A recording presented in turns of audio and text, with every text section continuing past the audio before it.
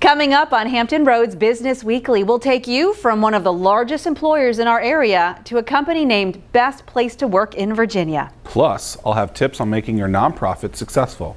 Hampton Roads Business Weekly starts right now.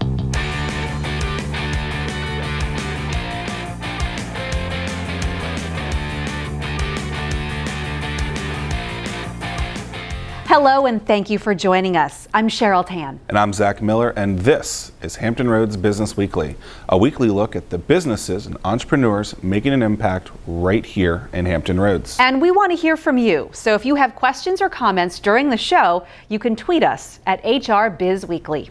All right. A few weeks ago, we talked with Hunter Davis. He's the owner of several Duck Donuts franchises right here in Hampton Roads. Today, we're going back to Duck Donuts for some tips on owning a franchise. Take a look.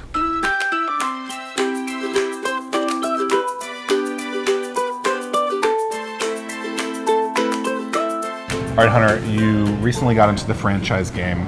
How did you decide that franchising was the next step for you? Well, I had just gotten out of law school, actually, and I had studied business law. And so I had been looking during the time while I was in law school for something to go into business with. I wanted a business idea, and I was actually on break from law school. I had gone down to the Outer Banks. My family lives down there, my mom and them. And so I went in there, I heard about the place, and I had the Duck Donut. And it was actually upon eating Duck Donuts that that's the one.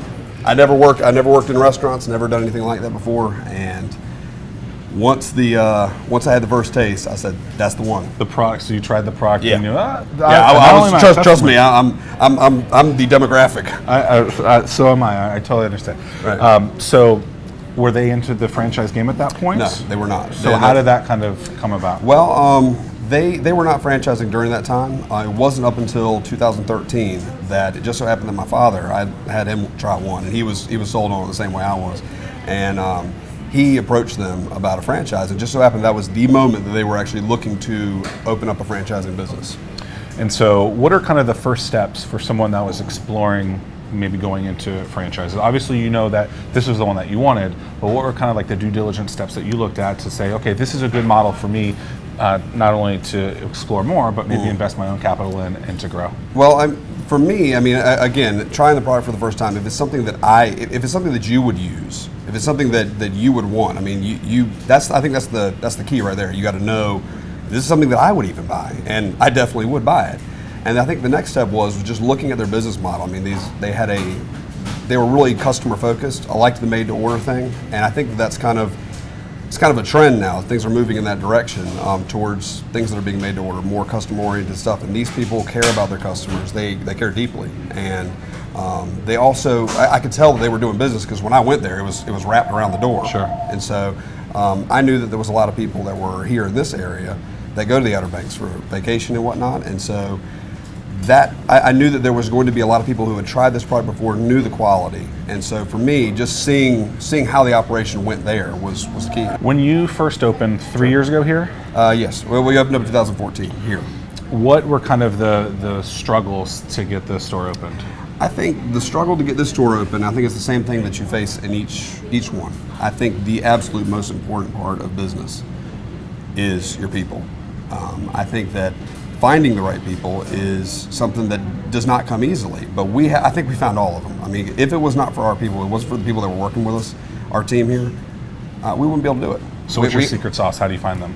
Honestly, it's just in interviewing people, you can know immediately. I can say that, for example, our store managers, we have Todd Niedermeyer, Michelle Dellinger, John Corson. That's for the 3 stores that we have here. They're the general managers, and they are, I can't even express to you how important they are.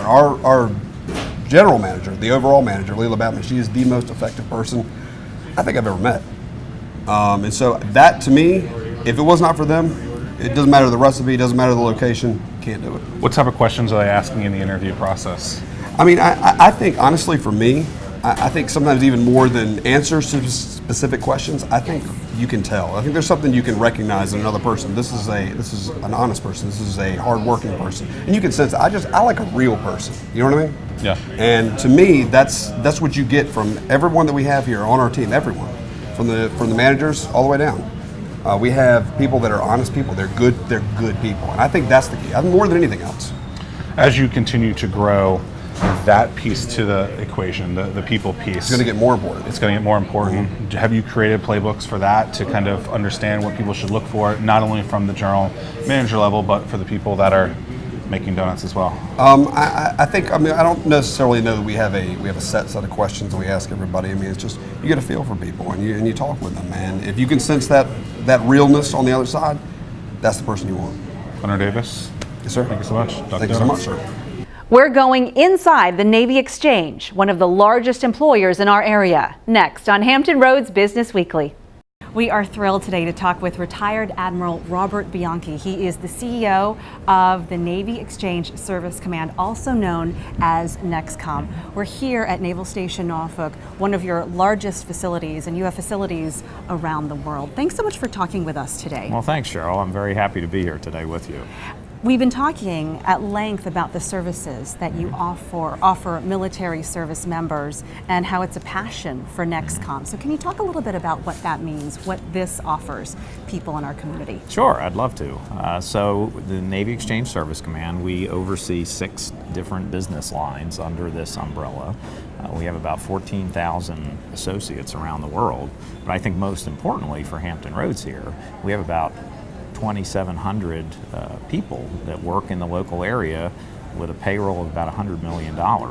And what these folks do every day is provide services and benefits and retail goods like this to all of these military members and retirees here in the Hampton Roads area. We're talking, and you were saying that you're the 6th largest employer in our area, in Virginia Beach. That's correct, yes, and we're very proud of that. We're very active in the community. All of our folks grow, many of them are from here. I think the important thing is a lot of people think that in order to work at the Navy Exchange you have to be a military person, but actually most of our folks aren't. But they do usually have some tie. In fact, about 1 out of 3 that work for us have some relationship. Either they were a military family member at one point or a retiree. So the nice thing is when you walk into the Navy Exchange, you're dealing with folks who kind of have walked a mile in your shoes. They get it. They understand what it is to deploy. They understand what it is to move and to transfer and come into new communities. So we're very passionate about what we do, taking care of our sailors. So when you walk in the doors of a Navy Exchange, and when you walk into the doors of this one, it kind of looks like a mall, and you've got brands that you recognize, you've got items that you would see in a store, but what you offer are savings and kind of all of it in one place. That's right, that's right. What we provide is what we would consider a non-pay benefit. So you join the military, you raise your right hand, and then they say, we're going to pay you, we're going to give you medical benefits, we're going to give you other non-pay benefits like the commissary, which provides food at a savings, and then the exchange program, which is what we do, which provides retail goods, everything from clothing to domestics items to consumable items to services like laundry and dry cleaning to uniforms, and we provide it at about 20 or 25% savings from outside the gate. And that is part of a benefit that is derived by sailors. And when you look at that on a worldwide basis, we probably save our military members anywhere between $400 or $500 million a year in cost savings, purchasing items that they enjoy. What would you say to somebody who's watching this segment about what NEXCOM offers Hampton Roads and just our entire community? I think we offer opportunities to a lot of the business folks here to work with us. If you think about the size and scope, we're a $3 billion operation. We have 6 business lines, not just our retail operations, but we manage 39 hotels, Navy lodges we call them. We provide all the uniforms for the Navy. We do Wi-Fi services, and we even do clothing research, and we also provide goods to the ship stores afloat. So every ship out here that you see along the piers has a store on board, and in fact on an aircraft carrier that ship store may do $3 million a year on a ship. So it's bigger than some of the convenience stores here in the area even. So there's opportunities here. We obviously need to stock these shelves with goods, and we're always looking for something new, something exciting for our patrons, and so for the Hampton Roads area, I think there's a great opportunity if you have a business that has some unique or some offering that you think would appeal to the military. We're always interested. All right. People, of course, want to hear that. Admiral Bianchi, thank you very much. Well, sure, absolutely. Next, we take a look at the recruiting and hiring process at a company that was just named Best Place to Work in Virginia. But first, it's the TAN plan. More HR Business Weekly to come, but first, the TAN plan, why creating content is so important. According to LinkedIn, 4.6 billion pieces of content are created every single day. It's noisy out there, and you know it on social media, on your smartphones, in your email inbox. But it's still important for your business to create content. Why? It increases that know, like, and trust factor. How? It lets people know about you before they walk in your door. What kind of content do you create? Content that matters to your customer. I've got more marketing and media tips at CherylTanmedia.com.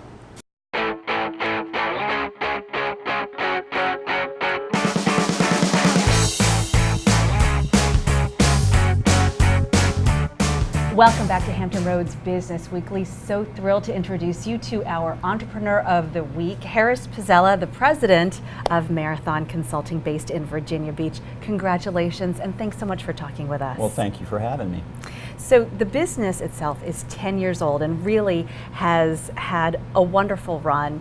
In 2016, you were named the #1 best place to work in Virginia. Congratulations on that as well. Thank you. And you've grown so quickly. How did you get your start in business? Well, as far as Marathon's concerned, about 10 years ago, really the market in this area as far as IT services started to shift. And a lot of the larger global players who marketed their services really viewed Hampton Roads as somewhat of a technology backwater for IT services because this area is heavily dominated with government contractors. Right. And from the private sector, there's not a lot of Fortune 500 companies within this area. So the global players were looking for larger IT budgets, larger margins, so they basically turned their back on Hampton Roads. So myself and Al Moore and Ben Ricks and Tony Cortines, who started the company, we actually saw that as an opportunity because our service offering and our value proposition was based on quality and customer service, no matter the size of your IT budget. So really, where they saw a lack of opportunity, we saw a great opportunity. How big is your company now? How large has it grown to? We're actually at 72 employees right now. So hiring is clearly an important part of continuing to grow Marathon Consulting. Yes. What are some best practices that you can share with us, considering that you are the #1 best place to work in Virginia? Well, from a recruiting perspective, I don't want to say that we've reinvented the wheel because we're taking a lot of the same steps that many other companies are. And I think if you talk to anybody, they'll say that recruiting is their biggest challenge. Yeah. It starts with sourcing, an initial introduction, technical interview, behavioral, and face-to-face. And they're all steps that I think a lot of companies are following. I think what I'd like to think that differentiates us from a lot of other companies is the fact that we don't waver from that process. We don't shortcut the process, even in the interest of the growth of the company. The other thing that I think is unique about us is that there's total buy-in from the very top of the company at the executive level when it comes to recruiting. And we're all intimately involved in the recruiting process, whether it's technical interviews or behavioral interviews, which I do myself.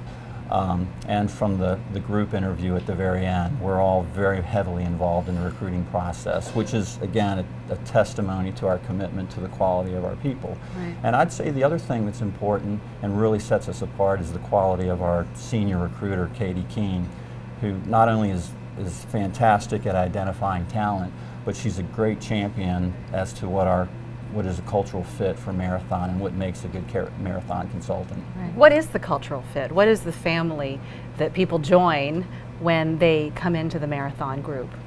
Well, I think as much as anything, we talk about accountability. We talk, and that starts from the leadership level on down. And leadership's another good word because we're always looking for inherent leadership in all of our folks. I think this is so impressive that 95% of the company's revenue comes from referrals and repeat business. 95%. Right. I mean, that's impressive. Yeah. Well, we point to that as indicative of, again, the quality of our people. And really that tells me that our clients are asking us back because they like our people and they're so impressed with us. And that's really paramount for us, and that's a great indicator for us. We are lucky to have entrepreneurs watching our show who look up to the other entrepreneurs that we have featured. What words of advice would you give to them? Those who are starting out, those who are trying to grow?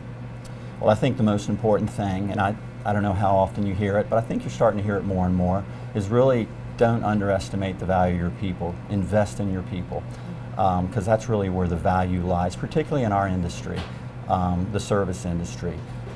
The way you treat people and the culture that you build is going to manifest itself in the way that they treat your clients. And ultimately, that's going to make you more profitable, and that's what we found. Harris Pizzella, thank you so much, and congratulations. Thank you.